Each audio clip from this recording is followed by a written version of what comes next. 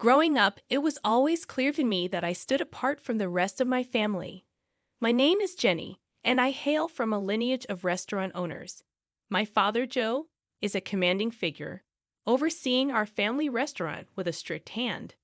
My mother, Linda, is his impeccable partner, constantly engrossed in managing the staff. Then there's my older brother, Mike, the golden boy groomed to inherit the family business. I recall a night at the dinner table, the air saturated with the savory scent of Dad's renowned roast. Mom enthusiastically shared details about a new recipe they were experimenting with. "Jenny, you'll love this one. It has that fancy herb you adore. What's it called again?" she asked, her eyes sparkling. "Thyme," I mumbled, idly picking at my food. Mike, mouthful, laughed dismissively from across the table. "Who cares about some dumb herb? Wait till you see the new grill Dad's getting for the restaurant. That's the real deal." Dad nodded, his gaze fixed on me. "Speaking of the restaurant, Jenny, when are you going to start taking an interest?" "You're not getting any younger." Attempting to make myself inconspicuous in my chair, I responded, "When I'm Dad. I like being outside with the plants and stuff." Mom sighed, exchanging a glance with Dad. "Plants? What are you going to do with plants? You need a real job, Jenny, something to fall back on." A knot tightened in my stomach. It was the same conversation every time, but Grandma Rose understood. She lived in a small house surrounded by a breathtaking garden on the outskirts of town. Grandma Rose was different from my parents, gentle and patient. One day, as I found her in the garden, hands immersed in the soil, she smiled brightly. "Jenny, dear, come help me plant these tulips." Sitting beside her, feeling the cool dirt on my hands, I confided, "Grandma, why don't Mom and Dad understand? I love being here with the plants." Grandma Rose wiped her brow, looking at me with wise eyes. "Your parents just want what's best for you, Jenny, but they don't see the world the same way we do. There's magic in these plants in the earth. It's okay to be different." I clung to Grandma Rose's words, even as the pressure from my family intensified. High school graduation marked a crossroads. The house buzzed with excitement over Mike's plans to join Dad at the restaurant. Amidst it all, I felt like a spectator in my own life. One evening, as we gathered in the living room, Dad spoke passionately about expanding the restaurant, eyes gleaming with ambition. Mom turned to me, her voice sharp. "And what about you, Jenny? Ready to step up, handle the front desk, learn the ropes?" Taking a deep breath, I mustered the courage to speak my truth. "Actually, I'm not going to work at the restaurant. I'm going to study landscape design." The room fell silent. Dad's face turned red, and he barked. "Landscape what now? That's no career for you. You're a part of this family, and the restaurant is our legacy." Mike sneered. "What are you going to do? Plant flowers for a living?" My cheeks burned, but I held my ground. "Yes, that's exactly what I'm going to do. I'm good at it, and I love it." Mom's expression wavered between confusion and concern. "Jenny, be sensible. You can't make a living off playing in the dirt." I rose to my feet, a surge of defiance coursing through me. "It's not just playing in the dirt, Mom. It's creating something beautiful, something real. I'm not asking for your approval, but I am telling you, this is my decision." Dad slammed his hand on the table, his voice booming. "If you choose this foolishness, you're on your own. Don't expect any help from us." A knot tightened in my stomach, but my voice remained steady. "Fine, I'll do it on my own." Grandma Rose, who had been quietly knitting in the corner, finally spoke. Her voice was calm but carried weight. "Joe, let the girl follow her heart.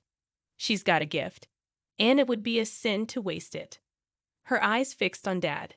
Dad let out a frustrated grunt, turning away. "Fine, do what you want, but don't come crying to us when it all falls apart." I turned to leave the room, my heart pounding. Mike called out after me, his voice dripping with sarcasm.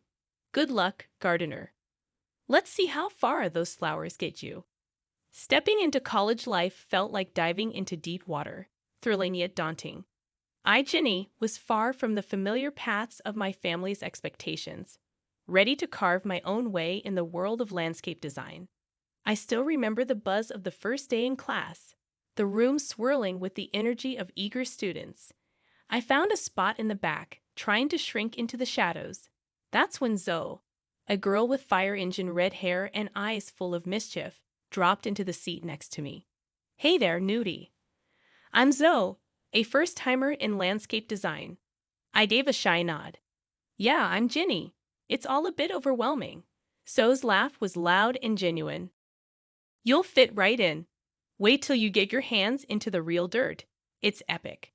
What dragged you into this world? I hesitated, the disapproval of my family still fresh. I've always loved plants, the outdoors. It's where I feel right, you know. Her grin widened. Perfect place for you then. Classes were a whirlwind of learning and creating. I absorbed things like a sponge, from the science of soils to the art of design. I was finally speaking a language I loved. After one particularly intense session, Mr. Davidson, our professor, a man as tall and sturdy as an oak, called me over. Jenny, your designs, there's something else. You've got a real knack for this. His voice was serious but encouraging. I was stunned. Really? Thank you, Mr. Davidson. I'm just trying to do my best. He leaned forward, his eyes piercing. There's potential in you. Don't let it go to waste. Push harder. His words became my mantra. I started to live in the studio, my designs becoming more ambitious, more expressive. It was exhausting but exhilarating. But even in those moments of joy, a part of me yearned for my family. Despite everything, one quiet evening, I gathered the courage to call home. The phone rang, each tone heavy with anticipation. Finally, Mom's voice came through, sharp like a knife's edge. What? What do you want, Ginny? Her tone stung, but I pushed on. I just wanted to check in, see how everyone is. She snorted, her voice dripping with scorn. Oh, now you care, after running off to play in the dirt, abandoning your own family. I gritted my teeth, struggling to maintain a steady voice. I didn't abandon anyone, Mom. I just chose a different path. Her laugh was bitter. A dead-end path, you mean. Don't expect us to be here waiting when it all crumbles around you. The call ended, leaving a sour taste in my mouth. However, it also ignited a fire within me. I dove back into my work with renewed determination, intent on proving not only to my family but to myself that I was on the right path. Life has a way of throwing curveballs, and mine came in the form of a phone call during my final year of college. It was Aunt Clara, my mom's sister, her voice shaky and strained. Jenny, it's about your Grandma Rose. She passed away last night. Aunt Clara's voice cracked with emotion, and I felt the ground slip away beneath me. Grandma Rose had been my rock, the one person who believed in my dreams. Losing her felt like losing a part of myself. The funeral was a somber affair, my family stiff and formal. Dad, Mom, and Mike looked like strangers to me. After the service, I'd overheard Mom talking to Aunt Clara. I still can't believe she left that house to Jenny. What's she going to do with it? She can barely take care of herself. Mom's voice dripped with disapproval. I felt a surge of anger but bit my tongue, avoiding a confrontation. The will reading was a few days later. Grandma Rose had left me her house, the beautiful garden haven where I had spent countless hours. My family was shocked, their whispers sharp as thorns. Why would she leave it to Jenny? She's never around anyway, Mike muttered under his breath. Dad's face was like thunder. This is ridiculous. That house could have been sold, put money into the restaurant. I stood up, my voice steady but firm. Grandma knew I loved that house, that garden. It was where we spent so much time together. I'm going to keep it, just as she wanted. Mom's response was cold and harsh. So you're just going to live there alone, playing in the dirt? What a waste. Their words stung, but I had made up my mind. I moved into Grandma's house, immersing myself in the garden she had loved so dearly. I started renovating the place, pouring my heart into every plant, every flower bed. As the months passed, I transformed Grandma's garden into something truly special. It became my sanctuary, a place where I could be myself away from the judgment and expectations of my family. The day the invitation to Mike's wedding arrived at my doorstep was a day of mixed feelings. It was a fancy piece of paper with golden letters against a white background, representing a part of my life I had left behind. Staring at it, a storm of emotions churned inside me. I decided to go, but on my terms. I dressed in a way that felt true to me, elegant but simple, a far cry from the dirt-stained clothes they remembered. Entering the restaurant, the sights and sounds of my past life engulfed me. I spotted my family across the room, Mom, Dad, and Mike, all decked out, looking like a picture-perfect family. Bracing myself, I walked over. "Jenny, I didn't think you'd accept the invitation." Mom's voice was sharp, cutting through the noise. "I came to see Mike get married." "It's a family event, isn't it?" I replied, trying to keep my voice level. Mike glanced at me, his smirk familiar and unwelcome. "What's the matter? Ran out of bushes to trim?" Decided to play dress up for a change. I felt a familiar sting, but I brushed it off. "I'm just here to wish well, Mike." It was then that his bride, a tall woman with a haughty look, chimed in. "Oh, this is the infamous gardener sister. Did you manage to scrub the dirt from under your nails, dear, or is it your natural look?" Her words, sharp and mocking, hung in the air. I clenched my jaw, refusing to let her see how deep they cut. "I clean up just fine, thanks for asking." "Congratulations to you both." Dad's eyes were cold, his voice colder. "Your being here doesn't erase the past, Jenny. You chose your path." Their words were like thorns, but I had grown a thick skin. "I'm not here to rehash old arguments, just wanted to wish Mike a happy married life." I was quickly ushered to a small table in the corner, away from the family. Sitting there, I could feel the curious stares and hushed whispers. "That's the gardener," they whispered, "the black sheep of the family." But as I sat there, a sense of pride welled up in me. Yes, I was the gardener, the one who had dared to follow her own path. I was no longer the shy, unsure girl they remembered, but a woman who had found her strength, who had bloomed in spite of them. My discomfort only grew as the evening stretched on. Sipping my drink, I tried to make myself invisible. But that plan fell apart when I caught the eye of some guys I knew from childhood. Mike's friends, the same ones who used to join him in mocking me. "Look who's here, the family's little dirt digger," one of them, Jake, sneered as they approached, a smirk plastered on his face. I took a deep breath, steeling myself. "Actually, it's a landscape designer, but I wouldn't expect you to understand the difference." Their laughter was harsh, grating. "Oh, listen to her. Thinks she's all high and mighty now," Chris added with a scoff. I bit back a sharp retort, my hands clenching under the table. "I've worked hard for my success. My job is more than just playing in the dirt." Their amusement was cut short when an elderly man at the next table interjected. He had been listening, his expression growing increasingly disapproving. "I've seen this young lady's work, the new park downtown. That's hers. It's outstanding, shows what you know." The group was visibly taken aback, their smugness faltering. Muttering under their breath, they slunk away, their egos bruised. Emboldened, I decided to venture out from my safe corner, mingling through the crowd, dodging glances and whispers. That's when I overheard Mike speaking to a group of his friends. "She's always been the odd one, more into her plants than real work," Mike said, his voice laced with a mix of amusement and disdain. His friend laughed loudly. "Every family's got its black sheep, huh?" Their words were like a slap, raw and stinging. I walked away, my heart pounding, reminding myself their opinions didn't define me. As I weaved through the crowd, I'd bumped into my cousin Lucy, a quiet presence in our loud family. "Hey, Jenny, I've seen some of your designs. They're really something," she said, her voice sincere. I managed a small smile. "Thanks, Lucy. It means a lot, especially today." Lucy looked at me, her eyes understanding.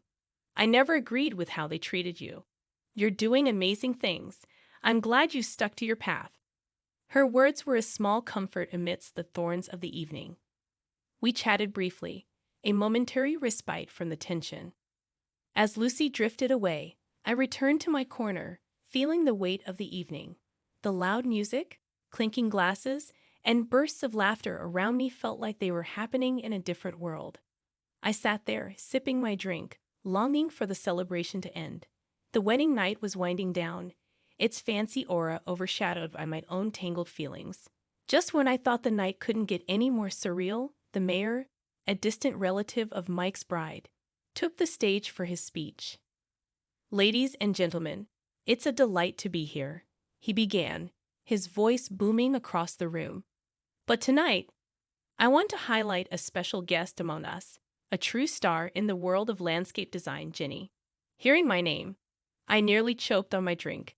I stood up hesitantly, feeling like a deer caught in headlights. The mayor beamed at me. "Jenny here is the brilliant mind behind the transformation of our city park. She's a celebrated landscape designer who's won multiple awards for her incredible work. Let's give her the recognition she deserves." The room erupted into applause, a sound that felt foreign to me. I glanced at my family's table and saw their faces, a mix of shock and embarrassment. Mike's bride leaned towards him, her voice dripping with disbelief. "Is he talking about your sister, the gardener?" Mike mumbled something, looking like he wished the floor would swallow him up. The mayor's praise continued. "Jenny's work has revitalized our city. She's a true talent." Amidst the clapping, I felt a surge of confidence.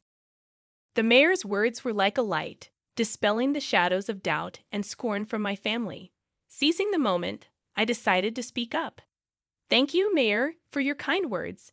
It's an honor to contribute to our city's beauty." I paused, my gaze sweeping over the crowd, settling on my family. It's funny, isn't it? How life turns out. Mike, you and your bride are perfect for each other. Your shared talent for rudeness to others is quite remarkable.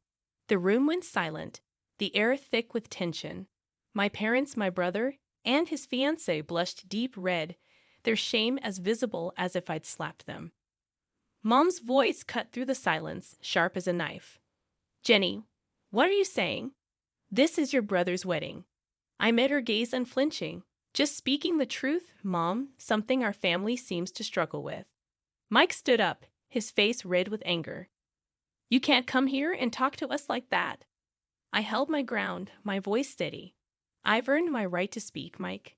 Maybe it's time you all listened." The confrontation ended with Mike sitting down defeated, and the room slowly buzzing back to life. The mayor gave me a nod of respect before moving on. As I sat back down, the weight of the night lifted slightly. I had spoken my piece, stood up for myself in a way I never had before. I was no longer just the gardener or the outcast. I was Jenny, a recognized landscape designer, someone who had grown past her family's narrow expectations. After Mike's wedding, word got out about my success as a landscape designer. People were buzzing about the awards I'd won and the projects I'd aced. It felt like stepping into the sunlight after years in the shadows. And then my family came calling. One afternoon, while I was busy sketching out a new garden design, my phone rang. It was Mom. Her voice had a sweetness to it that felt out of place. "Jenny, darling, we've been hearing so much about your work. Your father and I are so proud of you." I raised an eyebrow. "Really? That's a change of tune." There was a pause on the line. "Well, we were thinking maybe you could come over. We'd love to see you, catch up on things." I could almost hear the gears turning in her head. Catch up or catch onto my bank account? I shot back, "Mom, that's not fair. We're family." The word family hit a nerve. Family like when you all but disown me for following my dreams. It seems like family matters when there's money in the picture. Before she could respond, I ended the call. I wasn't about to let them back into my life just because they smelled success. A few days later, there was a knock at my door. Mike was standing there, hands in his pockets, looking everywhere but at me. "Hey, Jenny, can we talk?" he mumbled. I crossed my arms. This should be good. "What do you want, Mike?" He shifted uncomfortably. "Look, I know we haven't been great, but you're doing well. I was wondering if you could, help me out a bit." I couldn't believe what I was hearing. Help you out after years of calling me the gardener and laughing at my ambitions? Mike's face reddened.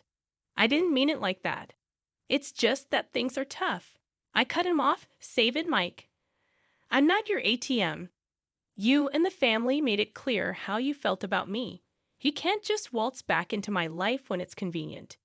He opened his mouth to argue, but I stopped him. No, Mike. You made your bed. Now lie in it.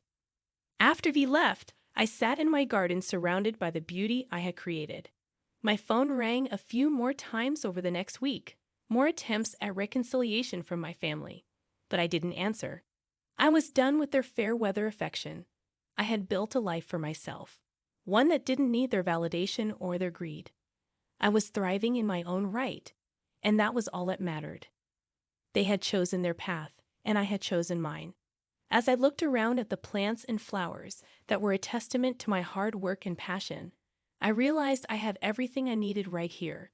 I was happy, successful, and free from the toxic ties that had once bound me. This wasn't just the end of a chapter. It was the beginning of a whole new book, my book. And I was going to make sure it was a bestseller, written on my own terms, in my own style. The new growth in my life was just starting, and I was ready for whatever came next.